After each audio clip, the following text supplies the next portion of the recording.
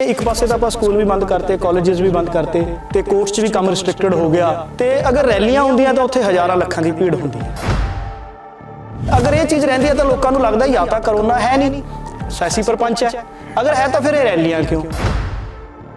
जिस रोड पर प्रधानमंत्री का काफिला जा रहा है उस रोड पर ट्रक भी आ रहा है, बस भी आ रही है, ईवन कि एक मूवी भी आई है कि देखो बीजेपी के वर्कर भी ने आके रोकया तो वह भी गलत है, बीजेपी की बसां भी यदा मतलब आ रही हैं। अगले पासे ट्रैक्टर ट्रालियां ला के किसान जाम ला के बैठे हैं, ठीक है जी, उन्होंने भी गुमराह किया गया। उन्होंने कहण मुताबिक जे तुसीं थॉरली स्टेटमेंट्स किसान लीडर्स की पढ़ोगे तो किसानों का और प्रधानमंत्री का तो टकराव सीगा ही नहीं। दोष लगाए जा रहे हैं या लग रहे हैं, वो ये है कि भाजपा ਨੂੰ इस तरह प्रचार रही है कि माहौल खराब होवे या वोटां दा ध्रुवीकरण किया जाए। सर इहनूं मैं इमैच्योर पॉलिटिक्स कहूँगा। वोटां दे लालच दे चक्कर च इस मुद्दे ने एक इशू बना के रखता, चाहे वो कोई भी कर रहा है। ਅੱਜ ਇੱਕ ਟਵੀਟ ਤੇ ਟ੍ਰੈਂਡ ਕਰ ਰਿਹਾ ਸੀਗਾ, ਸਰਦਾਰ ਪਟੇਲ ਕਹਿੰਦੇ ਨੇਗੇ, ਉਹਨਾਂ ਦੀ ਤਸਵੀਰ ਲੱਗੀ ਸੀ ਤੇ ਮੁੱਖ ਮੰਤਰੀ ਪੰਜਾਬ ਨੇ ਵੀ ਟੈਗ ਕੀਤਾ ਹੋਇਆ ਕਿ ਜਿਹੜਾ ਨੇਤਾ ਲੋਕਾਂ 'ਚ ਜਾਣ ਤੋਂ ਡਰਦਾ ਹੈ ਜਾਂ ਆਪਣੀ ਮੌਤ ਤੋਂ ਖੌਫ ਖਾਂਦਾ ਹੈ ਉਹਨੂੰ ਸਿਆਸਤ ਦੇ ਵਿੱਚ ਨਹੀਂ ਆਉਣਾ ਚਾਹੀਦਾ। ਚੋਣਾਂ ਹੁਣ ਆ ਗਈਆਂ, ਚੋਣ ਜ਼ਾਬਤਾ ਲਾਗੂ ਹੋ ਗਿਆ, ਇਹਦੇ ਵਿੱਚ ਸਿਆਸੀ ਧਿਰਾਂ ਦੀ ਕੀ ਜ਼ਿੰਮੇਵਾਰੀ ਹੋਣੀ ਚਾਹੀਦੀ ਹੈ, ਕਿਹੜੇ ਤਰੀਕੇ ਨਾਲ ਉਹਨਾਂ ਨੂੰ ਉਤਰਨਾ ਚਾਹੀਦਾ ਹੈ, ਇਸ ਗੱਲ ਨੂੰ ਪਾਸੇ ਕਰਕੇ या इस गल प्रचार के आपदा ध्रुवीकरण। जहां हमारे ही चुने हुए नेताओं द्वारा हमारी की जाती है ऐसी की तैसी, उसे कहते हैं भारतीय डेमोक्रेसी। एक गरीब बंदा भी अगर खुश हो रहा है ना जी कि मैनू आटा दाल फ्री मिल रहा है या मैनू नून तेल फ्री मिल रहा है, वो बेवकूफ़ी कर रहा है, वो गलतफहमी च है। वो इस तो किते वध टैक्स दे रहे हो। तुसीं साबन की टिक्की लैन जाने हो उत्ते भी टैक्स दे रहे हो, तुसीं पेस्ट लैन जाने हो उत्ते भी टैक्स दे रहे हो, दाल लैन जाने हो, नमक लैन जाने हो उसते भी टैक्स दे रहे हो। 1992 तो बाद पंजाब का माहौल सुखावा हो गया सी, 1996 तो बाद शांति हो गई सी। तुसीं मैनूं दसो कि किन्ना क एंटरप्रेन्योर इत्थे आया, किन्ना क इंडस्ट्री इत्थे आई है, किन्ना क रोजगार वधिया साडे पंजाब दा। तुसीं सानूं इहदा रोड मैप दो। आम आदमी पार्टी आम आदमी ਨੂੰ ਵਿਚਰਦੀ ਹੈ, ਉਹਨਾਂ ਦਾ ਦਾਅਵਾ ਹੈ ਤੇ ਉਹ ਵਾਅਦਾ ਨਹੀਂ ਕਰਦੀ, ਗਰੰਟੀ ਕਰਦੀ ਹੈ। ਕੀ ਤੁਹਾਨੂੰ ਲੱਗਦਾ ਕਿ ਉਹਨਾਂ ਦੇ ਜਿਹੜੇ ਗਰੰਟੀਆਂ ਦਿੱਤੀਆਂ ਗਈਆਂ ਉਹ ਕਿਤੇ ਨਾ ਕਿਤੇ ਛੋਟੀਆਂ ਗੱਲਾਂ ਦੇ ਵਿੱਚ ਵੀ ਆਉਂਦੀਆਂ ਨੇ? ਅਕਾਲੀ ਦਲ ਜੋ ਪਿਛਲੀਆਂ ਗਲਤੀਆਂ ਕਰ ਚੁੱਕਿਆ ਹਾਲੇ ਤੱਕ ਵੀ ਲੋਕਾਂ ਦੇ ਮਨਾਂ 'ਚ ਉਹ ਕਿਤੇ ਨਾ ਕਿਤੇ ਉੱਭਰ ਰਹੀ ਹੈ। ਸਕਾਈ ਨਿਊਜ਼ ਪੰਜਾਬ ਦੇਖ ਰਹੇ ਦਰਸ਼ਕਾਂ ਨੂੰ ਸਤਿ ਸ੍ਰੀ ਅਕਾਲ, ਮੈਂ ਹਾਂ ਤੁਹਾਡੇ ਨਾਲ ਆਰਐਸ ਲਿਬਰੇਟ। ਚੋਣਾਂ ਦਾ ਐਲਾਨ ਹੋ ਗਿਆ, ਚੋਣ ਜ਼ਾਬਤਾ ਲਾਗੂ ਹੋ ਗਿਆ। ਚੋਣਾਂ ਨੂੰ ਦੇ ਮੱਦੇਨਜ਼ਰ ਬਹੁਤ ਗੱਲਾਂ ਉੱਭਰ ਕੇ ਸਾਹਮਣੇ ਆ ਰਹੀਆਂ ਕਿ ਬੀਤੇ ਦਿਨੀ ਜੋ ਐਸੀਆਂ ਘਟਨਾਵਾਂ ਹੋਈਆਂ ਨੇ ਜੋ ਪੰਜਾਬ ਦੀ ਸਿਆਸਤ ਨੂੰ ਪ੍ਰਭਾਵਿਤ ਕਰਨਗੀਆਂ ਤੇ ਆਉਣ ਵਾਲੀਆਂ ਚੋਣਾਂ ਦੇ ਵਿੱਚ ਕਰੋਨਾ ਦਾ ਕੀ ਭੂਮਿਕਾ ਰਹੇਗੀ ਜਾਂ ਸਿਆਸੀ ਧਿਰਾਂ ਇਸ ਨੂੰ ਕਿਸ ਤਰ੍ਹਾਂ ਦੇਖਣਗੀਆਂ, ਜਦੋਂ ਕਿ 15 ਜਨਵਰੀ ਤੱਕ ਕਰੋਨਾ ਦੇ ਤਹਿਤ ਮੱਦੇਨਜ਼ਰ ਸਿਆਸੀ ਰੈਲੀਆਂ ਤੇ ਰੋਕ ਲਾ ਦਿੱਤੀ ਹੈ। ਸਿਆਸੀ ਆਗੂਆਂ ਵਾਸਤੇ ਇਹ ਰੋਕ ਬੜੀ ਚੁਣੌਤੀਪੂਰਨ ਹੈ ਕਿਉਂਕਿ ਇਹਨਾਂ ਦਿਨਾਂ ਦੇ ਵਿੱਚ ਉਹਨਾਂ ਨੇ ਕਿਤੇ ਲੋਕਾਂ 'ਚ ਜਾਣਾ ਸੀਗਾ ਤੇ ਆਪਣੀ ਸਥਾਨ ਆਪਣੀ ਗੱਲ ਕਹਿਣੀ ਸੀ ਤੇ ਆਪਣਾ ਪ੍ਰਭਾਵ ਬਣਵਾ ਕੇ ਸੱਤਾ ਦੇ ਵਿੱਚ ਆਉਣ ਦੀ ਖਾਹਿਸ਼ ਨੂੰ ਹੋਰ ਨੇੜੇ ਕਰਨਾ ਸੀ। ਇਹੋ ਜਿਹੀਆਂ ਖਾਹਿਸ਼ਾਂ ਦੇ ਵਿੱਚ ਹਾਲਾਤਾਂ ਦੇ ਵਿੱਚ ਜਿਹੜੇ ਕਾਨੂੰਨੀ ਮਾਹਿਰ ਨੇ ਜਾਂ ਸਮਾਜ ਸੇਵਕ ਨੇ ਉਹ ਕੈਸੇ ਆਪਣੇ ਆਗੂਆਂ ਤੋਂ ਆਸ ਰੱਖਦੇ ਨੇ ਜਾਂ ਉਹ ਕੈਸੀਆਂ ਉਮੀਦਾਂ ਕਰਦੇ ਨੇ, ਇਹਨਾਂ ਗੱਲਾਂ 'ਤੇ ਚਾਨਣਾ ਪਾਉਣ ਲਈ ਦਰਸ਼ਕਾਂ ਦੇ ਵਿੱਚ ਅਸੀਂ ਲੈ ਕੇ ਆਏ ਹਾਂ ਅੱਜ ਵਿਕਰਮਜੀਤ ਸਿੰਘ ਪਾਸੀ ਨੂੰ, ਜੋ ਕਾਨੂੰਨ ਦੇ ਮਾਹਿਰ ਨੇ, ਸਮਾਜ ਸੇਵਕ ਨੇ ਤੇ ਧਰਮ ਦੇ ਵਿੱਚ ਬੜੀ ਆਸਥਾ ਰੱਖਦੇ ਨੇ। ਆਪਣੇ ਬਨੂੜ ਖੇਤਰ ਦੇ ਵਿੱਚ ਇੱਕ ਮੰਦਰ ਲਈ ਉਹਨਾਂ ਨੇ ਬਹੁਤ ਅੱਛੀ ਲੜਾਈ ਲੜੀ ਹੈ। ਮੈਂ ਦਰਸ਼ਕਾਂ ਵਿੱਚ ਵਕਫਾ ਨਾ ਬਣਦੇ ਹੋਏ ਸਿੱਧਾ ਦਰਸ਼ਕਾਂ ਨੂੰ ਪੇਸ਼ ਕਰਦਾ ਵਿਕਰਮਜੀਤ ਸਿੰਘ ਪਾਸੀ ਜੀ। ਸਕਾਈ ਨਿਊਜ਼ ਪੰਜਾਬ 'ਚ ਤੁਹਾਡਾ ਸਵਾਗਤ। ਨਮਸਕਾਰ ਜੀ, ਸਤਿ ਸ਼੍ਰੀ ਅਕਾਲ ਜੀ ਤੁਹਾਨੂੰ ਵੀ ਤੇ ਸਾਰੇ ਦਰਸ਼ਕਾਂ ਨੂੰ ਵੀ ਜੀ। ਪਰਮਾਤਮਾ ਇਸ ਕਰੋਨਾ ਦੀ ਮਹਾਮਾਰੀ ਨੂੰ ਦੂਰ ਕਰੇ, ਸਭ ਨੂੰ ਪਰਮਾਤਮਾ ਤੰਦਰੁਸਤੀ ਦੇਵੇ। ਚਲੋ ਪਹਿਲਾਂ ਹੀ ਤੁਸੀਂ ਇੱਕ ਅਰਦਾਸ ਕੀਤੀ ਹੈ ਦਰਸ਼ਕਾਂ ਲਈ ਤੇ ਸਾਰੇ ਲੋਕਾਂ ਲਈ। ਤੁਸੀਂ ਦੱਸੋ ਕਰੋਨਾ ਨੂੰ ਸਿਆਸੀ ਚੋਣਾਂ ਦੇ ਮੱਦੇਨਜ਼ਰ ਮੁਖਾਲਫਨ ਕਿਵੇਂ ਦੇਖਦੇ ਆ? ਇਹ ਪ੍ਰਸ਼ਾਸਨ ਨੂੰ, ਚੋਣ ਕਮਿਸ਼ਨ ਨੂੰ ਇਸ ਨੂੰ ਕਿਸ ਤਰ੍ਹਾਂ ਲੈਣਾ ਚਾਹੀਦਾ? ਦੇਖੋ, ਮੈਂ ਇੱਕ ਗੱਲ ਜਿਹੜੀ ਅੱਜ ਹੋਈ ਆ ਕਿ 15 ਤੱਕ ਤੁਸੀਂ ਚੋਣ ਰੈਲੀਆਂ ਨਹੀਂ ਕਰ ਸਕਦੇ, ਮੀਟਿੰਗਾਂ ਨਹੀਂ ਕਰ ਸਕਦੇ, ਇਹਨੂੰ ਮੈਂ ਇੱਕ ਵੈਲਕਮ ਕਹੂੰਗਾ ਜੀ ਮੇਰੇ ਹਿਸਾਬ ਨਾਲ। ਕਾਰਨ ਕਿ ਆਪਾਂ ਦੇਖ ਰਹੇ ਹਾਂ ਕਿ ਇੱਕ ਪਾਸੇ ਤਾਂ ਆਪਾਂ ਸਕੂਲ ਵੀ ਬੰਦ ਕਰਤੇ, ਕਾਲਜਿਸ ਵੀ ਬੰਦ ਕਰਤੇ ਤੇ ਕੋਰਟਸ 'ਚ ਵੀ ਕੰਮ ਰਿਸਟ੍ਰਿਕਟਡ ਹੋ ਗਿਆ ਤੇ ਅਗਰ ਰੈਲੀਆਂ ਹੁੰਦੀਆਂ ਤਾਂ ਉੱਥੇ ਹਜ਼ਾਰਾਂ ਲੱਖਾਂ ਦੀ ਭੀੜ ਹੁੰਦੀ ਹੈ ਜੀ।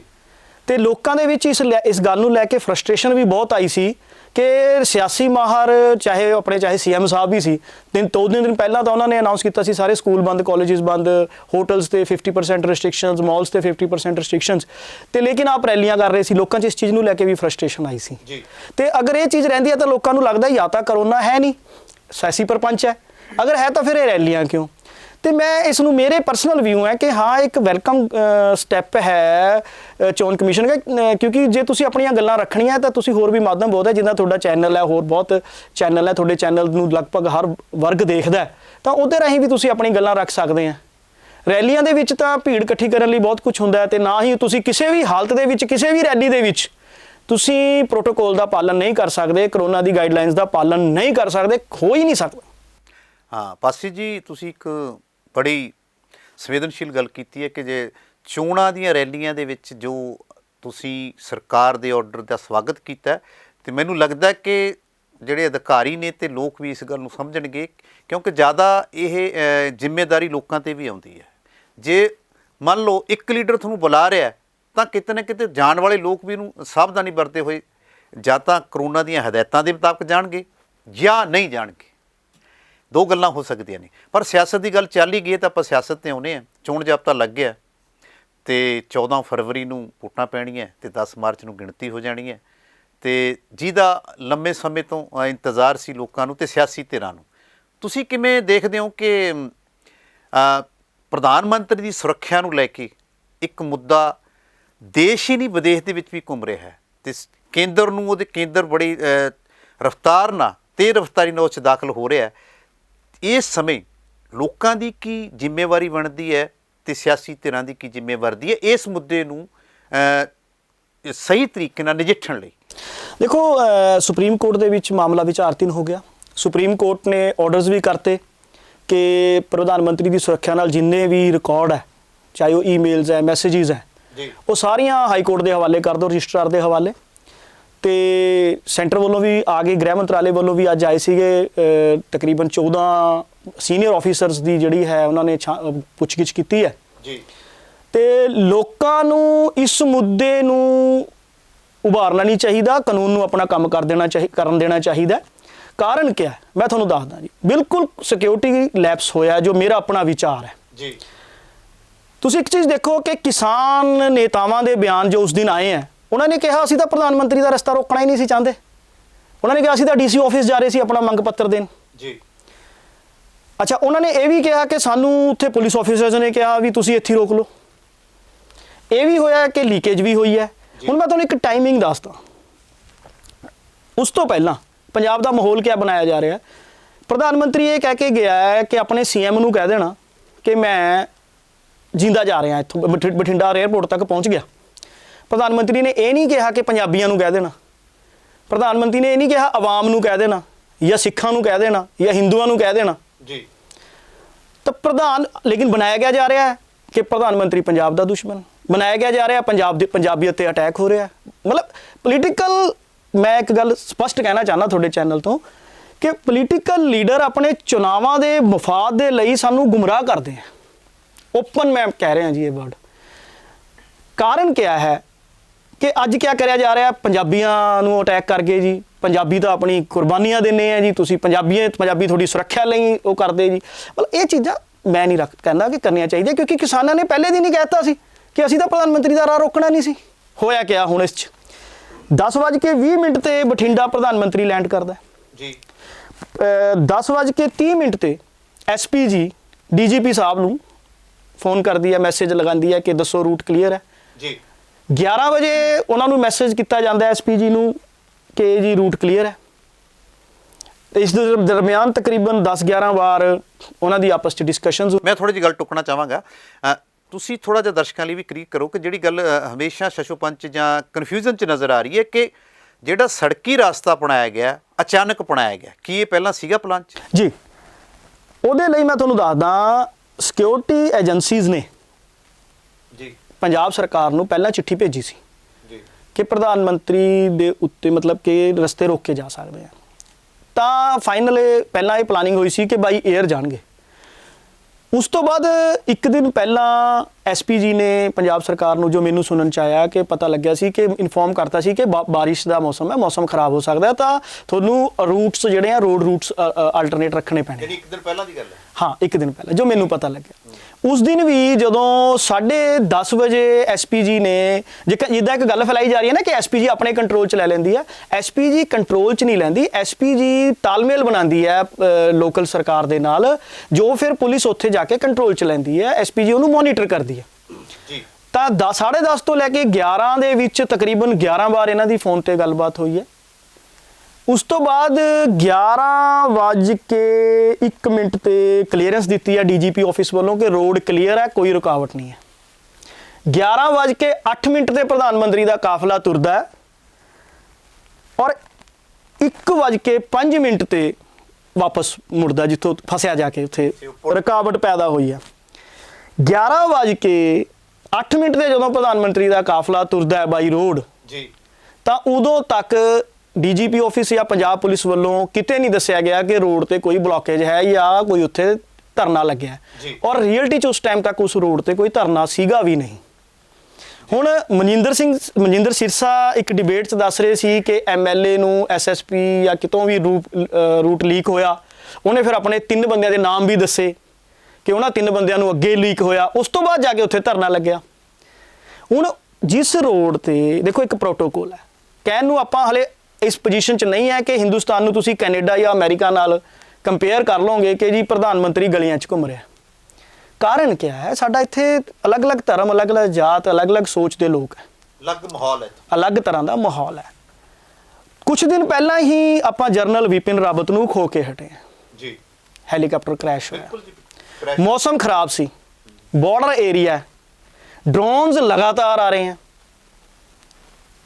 ਹਥਿਆਰ ਲਗਾਤਾਰ ਆ ਰਹੇ। ਯਾਨੀ ਤੁਹਾਡੀਆਂ ਗੱਲਾਂ ਤਸਦੀਕ ਕਰਦੀਆਂ ਨੇ ਕਿਤੇ ਨਾ ਕਿਤੇ ਆਪਣਾ ਸਕਿਉਰਟੀ ਸੁਰੱਖਿਆ ਦੇ ਵਿੱਚ ਕੁਤਾਹੀ ਤਾਂ ਹੋਈ। ਸਰ ਅਗਰ ਨਾ ਹੋਈ ਹੁੰਦੀ ਜੀ ਤਾਂ ਕਿਆ ਜ਼ਰੂਰੀ ਸੀ ਫਿਰ ਅੱਜ FIR 150 ਨਾਮ ਅਣਜਾਣ ਬੰਦਿਆਂ ਦੇ ਨਾਂ ਤੇ ਕਰਨ ਦਾ? ਉਸ ਤੋਂ ਬਾਅਦ ਤੁਸੀਂ ਦੇਖੋ ਕਿ 150 ਬੰਦਿਆਂ ਦੇ ਧਾਰਾ ਕਿਹੜੀ ਲਾ ਰਹੇ ਆ? ਸਿਰਫ 283, ਉਹ 'ਚ ਜ਼ਿਕਰ ਤੱਕ ਨਹੀਂ ਪ੍ਰਾਈਮ ਮਿਨਿਸਟਰ ਦਾ। ਔਰ ਤੁਸੀਂ ਇੱਕ ਚੀਜ਼ ਦੇਖੋ, ਤੁਸੀਂ, ਮੈਂ ਦੇਖਿਆ, ਮੇਰੇ ਕੋਲ ਫੋਟੋ ਮੇਰੇ ਕੋਲ ਹੈ, ਜੇ ਕਹੂੰ ਤਾਂ ਮੈਂ ਮੋਬਾਈਲ ਤੇ ਤੁਹਾਡੇ ਚੈਨਲ ਤੇ ਦਿਖਾ ਵੀ ਸਕਦਾ, ਜੋ ਮੈਨੂੰ ਲੱਗੀ ਜੀ ਕਿ ਜਿਸ ਰੋਡ ਤੇ ਪ੍ਰਧਾਨ ਮੰਤਰੀ ਦਾ ਕਾਫਲਾ ਜਾ ਰਿਹਾ, ਉਸ ਰੋਡ ਤੇ ਟਰੱਕ ਵੀ ਆ ਰਿਹਾ, ਬੱਸ ਵੀ ਆ ਰਹੀ ਹੈ ਜੀ। ਈਵਨ ਕਿ ਇੱਕ ਮੂਵੀ ਵੀ ਆਈ ਹੈ ਕਿ ਆ ਦੇਖੋ ਬੀਜੇਪੀ ਦੇ ਵਰਕਰ ਵੀ ਨੇ ਆ ਕੇ ਰੋਕਿਆ, ਤਾਂ ਉਹ ਵੀ ਗਲਤ ਹੈ, ਬੀਜੇਪੀ ਦੀ ਬੱਸਾਂ ਵੀ ਇਹਦਾ ਮਤਲਬ ਆ ਰਹੀਆਂ।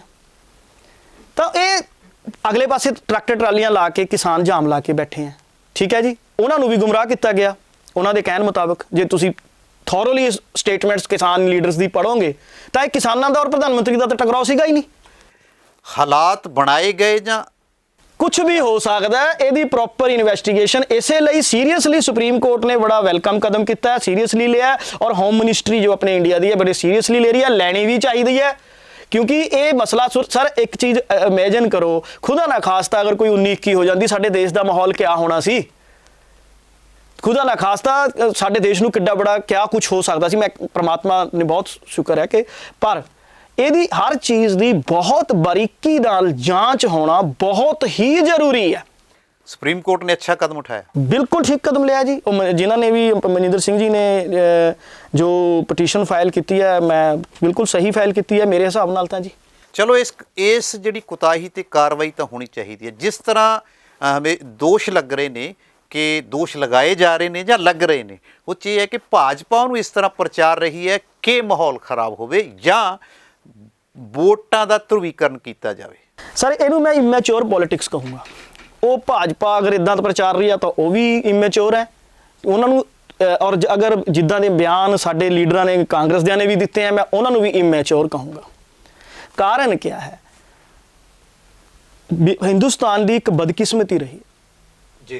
कहते हैं जहां हमारे ही चुने हुए नेताओं द्वारा हमारी की जाती है ऐसी की तैसी, उसे कहते हैं भारतीय डेमोक्रेसी। वोटां दे लालच दे चक्कर च इस मुद्दे नूं एक इशू बना के रखता, चाहे वो कोई भी कर रहा।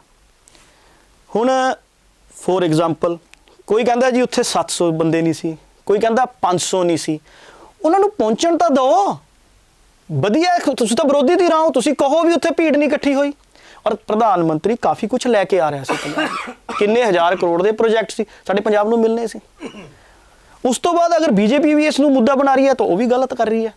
ਸਿਆਸੀ ਧਿਰਾਂ ਨੂੰ ਗਲਤ ਮੋੜ ਦੇ ਰਹੀਆਂ ਨੇ ਜੋ ਬਿਲਕੁਲ ਗਲਤ ਦੇਣਾ ਨਹੀਂ ਚਾਹੀਦਾ। ਇਹ ਇਸ ਇਸ਼ੂ ਨੂੰ ਤਾਂ ਇਲੈਕਸ਼ਨ ਇਸ਼ੂ ਬਣਾਉਣਾ ਹੀ ਨਹੀਂ ਚਾਹੀਦਾ, ਕਿਉਂਕਿ ਪ੍ਰਾਈਮ ਮਿਨਿਸਟਰ ਪੂਰੇ ਦੇਸ਼ ਦਾ ਹੈ।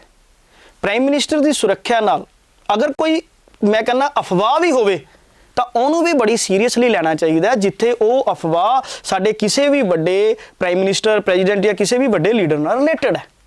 ਅੱਜ ਇੱਕ ਟਵੀਟ ਤੇ ਟ੍ਰੈਂਡ ਕਰ ਰਿਹਾ ਸੀਗਾ, ਸਰਦਾਰ ਪਟੇਲ ਕਹਿੰਦੇ ਨੇਗੇ, ਉਹਨਾਂ ਦੀ ਤਸਵੀਰ ਲੱਗੀ ਸੀ ਤੇ ਮੁੱਖ ਮੰਤਰੀ ਪੰਜਾਬ ਨੇ ਵੀ ਟੈਗ ਕੀਤਾ ਉਸ ਨੂੰ ਕਿ ਜਿਹੜਾ ਨੇਤਾ ਲੋਕਾਂ 'ਚ ਜਾਣ ਤੋਂ ਡਰਦਾ ਹੈ ਜਾਂ ਆਪਣੀ ਮੌਤ ਤੋਂ ਖੌਫ ਖਾਂਦਾ ਹੈ ਉਹਨੂੰ ਸਿਆਸਤ ਦੇ ਵਿੱਚ ਨਹੀਂ ਆਉਣਾ। ਦੇਖੋ, ਸਰਦਾਰ ਪਟੇਲ ਲੋਹ ਪੁਰਸ਼ ਮੰਨੇ ਗਏ ਹੈ।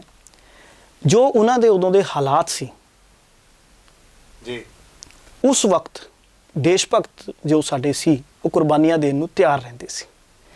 ਤੇ ਉਹਨਾਂ ਨੇ ਟਵੀਟ ਉਸ ਕਰਕੇ ਉਸ ਟਾਈਮ ਬਿਆਨ ਦਿੱਤਾ ਸੀ ਕਿ ਤੁਸੀਂ ਜਿਹੜੇ ਲੀਡਰ ਬਣ ਰਹੇ ਹੋ, ਦੇਸ਼ ਦੀ ਆਜ਼ਾਦੀ ਲਈ ਲੜ ਰਹੇ ਹੋ, ਤੁਹਾਨੂੰ ਲੋਕਾਂ 'ਚ ਜਾਣ ਤੋਂ ਡਰਨਾ ਨਹੀਂ ਚਾਹੀਦਾ। ਕਿ ਮਤਲਬ ਉਹ ਬੰਦਾ ਆਵੇ ਜੋ ਪਬਲਿਕ 'ਚ ਘੁੰਮ ਸਕਦਾ। ਜੀ।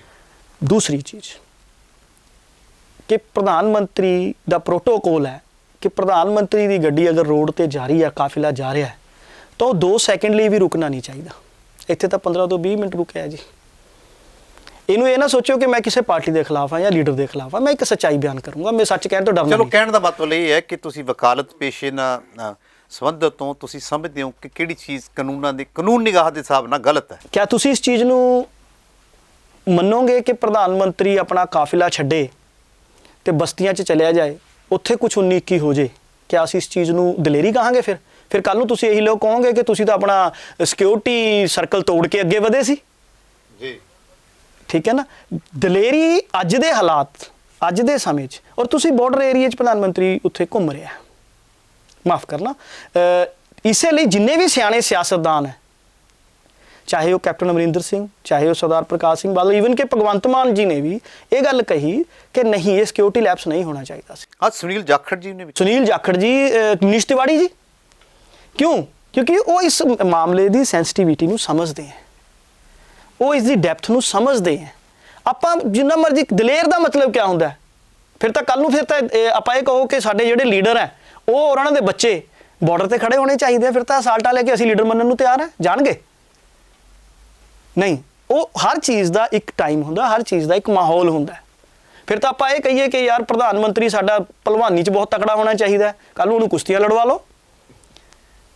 ਮਤਲਬ ਮੇਰਾ ਕਹਿਣ ਦਾ ਭਾਵ ਵੀ ਰਾਜਨੀਤਿਕ ਖੇਲ ਨਹੀਂ ਖੇਲੀ ਜਾਣੀ ਚਾਹੀਦੀ। ਕਹਿਣ ਦਾ ਮਤਲਬ ਤੁਹਾਡੀ ਗੱਲ ਇਹ ਤਸਦੀਕ ਕਰਦੀ ਹੈ ਕਿ ਪ੍ਰਧਾਨ ਮੰਤਰੀ ਦੀ ਸੁਰੱਖਿਆ 'ਚ ਕੁਤਾਹੀ ਹੋਈ, ਪਰ ਉਸ ਦਾ ਸਿਆਸੀਕਰਨ ਨਹੀਂ ਹੋਣਾ ਚਾਹੀਦਾ।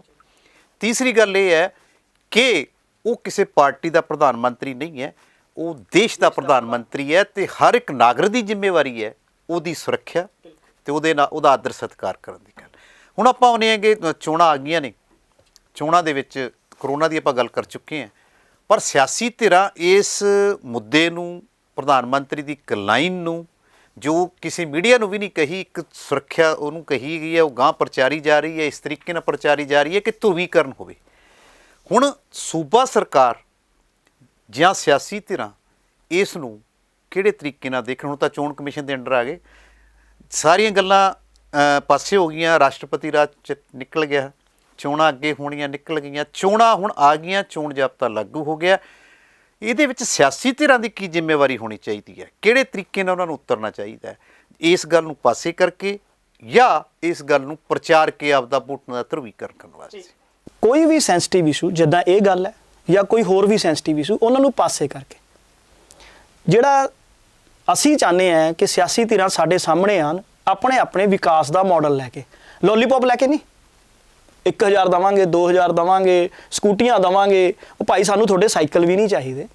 ਤੁਸੀਂ ਸਾਨੂੰ ਦੱਸੋ ਕਿ ਆਹ ਪੰਜਾਬ ਦਾ ਬਜਟ ਹੈ, ਆਹ ਪੰਜਾਬ ਦਾ ਡੈਫੀਸਿਟ ਹੈ, 3 ਲੱਖ ਕਰੋੜ ਤੋਂ ਉੱਪਰ ਦਾ ਕਰਜ਼ਾ ਹੈ, 15000 ਕਰੋੜ ਰੁਪਇਆ ਵਿਆਜ ਦੇਣਾ ਪੈਂਦਾ ਹੈ, ਆਹ ਸਾਡੀ ਸਕੀਮਸ ਹੈ, ਅਸੀਂ ਇਹਨੂੰ ਇੰਨੇ % ਇੱਥੇ ਕੱਟ ਕੇ ਇੱਥੇ ਲਿਆ ਕੇ ਇੰਨਾ ਤੁਹਾਨੂੰ ਫੈਸਿਲਿਟੀ ਦੇ ਸਕਦੇ ਹਾਂ।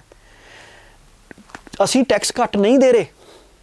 ਮੈਂ ਤੁਹਾਨੂੰ ਅੱਜ ਤੁਹਾਡੇ ਚੈਨਲ ਰਾਹੀਂ ਇਹ ਦੱਸਣਾ ਚਾਹ ਰਿਹਾ, ਇੱਕ ਗਰੀਬ ਬੰਦਾ ਵੀ ਅਗਰ ਖੁਸ਼ ਹੋ ਰਿਹਾ ਨਾ ਜੀ ਕਿ ਮੈਨੂੰ ਆਟਾ ਦਾਲ ਫ੍ਰੀ ਮਿਲ ਰਿਹਾ, ਜਾਂ ਮੈਨੂੰ ਨੂਨ ਤੇਲ ਫ੍ਰੀ ਮਿਲ ਰਿਹਾ ਉਹ ਬੇਵਕੂਫੀ ਕਰ ਰਿਹਾ ਹੈ, ਉਹ ਗਲਤਫਹਿਮੀ 'ਚ ਹੈ।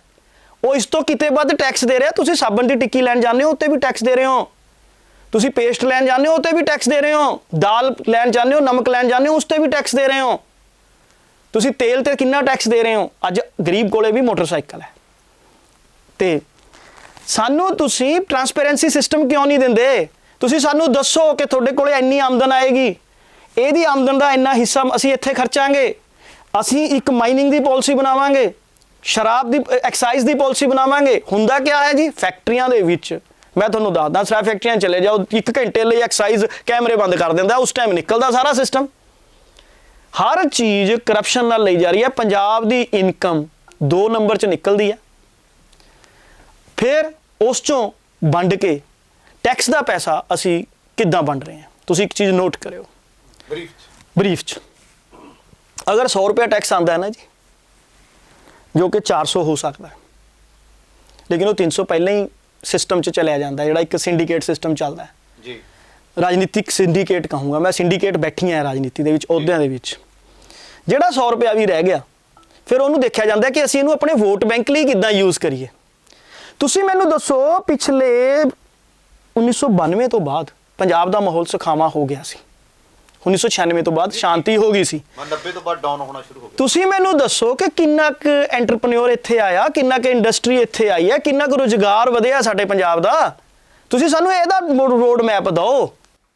ਚਲੋ ਤੁਹਾਡੀ ਗੱਲ ਨੂੰ ਮੈਂ ਥੋੜਾ ਜਿਹਾ ਅੱਗੇ ਤੋਰਦਾ। ਉਹ ਇਹ ਹੈ ਕਿ ਜਿਹੜੇ ਵੀ ਵਾਅਦੇ ਉਹ ਕਰਨ, ਉਹਦਾ ਅਮਲ ਕਿਵੇਂ ਹੋਏਗਾ, ਉਹ ਇੰਪਲੀਮੈਂਟ ਕਿਵੇਂ ਕੀਤੇ ਜਾਣਗੇ, ਇਹਨੂੰ ਯਕੀਨੀ ਬਣਾਉਣ ਸਿਆਸੀ ਧਿਰਾਂ। ਦੂਸਰਾ ਇਹ ਹੈ ਕਿ ਜਿਹੜੀ ਗੱਲ ਚੱਲੀ ਆ ਰਹੀ ਹੈ ਕਿ ਜਿਹੜਾ ਚੋਣ ਮਨੋਰਥ ਪੱਤਰ ਹੈ, ਸੰਕਲਪ ਪੱਤਰ ਹੈ, ਵਿਜ਼ਨ ਡਾਕੂਮੈਂਟ ਹੈ, ਉਹਨੂੰ ਲੀਗਲੀ ਡਾਕੂਮੈਂਟ ਬਣਾਉਣ ਦੀ ਗੱਲ ਚੱਲੀ ਹੈ। ਹੁਣ ਆਪਾਂ ਗੱਲ ਕਰਦੇ ਹਾਂ ਆਮ ਆਦਮੀ ਪਾਰਟੀ ਦੀ। ਆਮ ਆਦਮੀ ਪਾਰਟੀ ਆਮ ਆਦਮੀ ਵਾਂਗੂ ਵਿਚਰਦੀ ਹੈ, ਉਹਨਾਂ ਦਾ ਦਾਅਵਾ ਹੈ, ਤੇ ਉਹ ਵਾਅਦਾ ਨਹੀਂ ਕਰਦੀ, ਗਰੰਟੀ ਕਰਦੀ ਹੈ। ਕੀ ਤੁਹਾਨੂੰ ਲੱਗਦਾ ਕਿ ਉਹਨਾਂ ਦੇ ਜਿਹੜੇ ਗਰੰਟੀਆਂ ਦਿੱਤੀਆਂ ਗਈਆਂ ਉਹ ਕਿਤੇ ਨਾ ਕਿਤੇ ਤੁਹਾਡੀਆਂ ਗੱਲਾਂ ਦੇ ਵਿੱਚ ਵੀ ਆਉਂਦੀਆਂ ਨੇ? ਦੇਖੋ, ਉਹਨਾਂ ਦੀ ਮੈਂ ਇੱਕ ਚੀਜ਼ ਨੂੰ ਐਪਰੀਸ਼ੀਏਟ ਕਰੂੰਗਾ ਜੀ, ਜਿਹੜੀ ਇੱਕ ਗਾਰੰਟੀ ਦਿੱਤੀ ਹੈ ਕਿ ਜਿਹੜਾ ਪੁਲਿਸ ਤੋਂ ਉੱਤੋਂ ਪੋਲੀਟੀਕਲ ਕੰਟਰੋਲ ਘਟੂਗਾ, ਜੁਡੀਸ਼ੀਅਲ ਕਮਿਸ਼ਨ ਦਾ ਕੰਟਰੋਲ ਹੋਊਗਾ।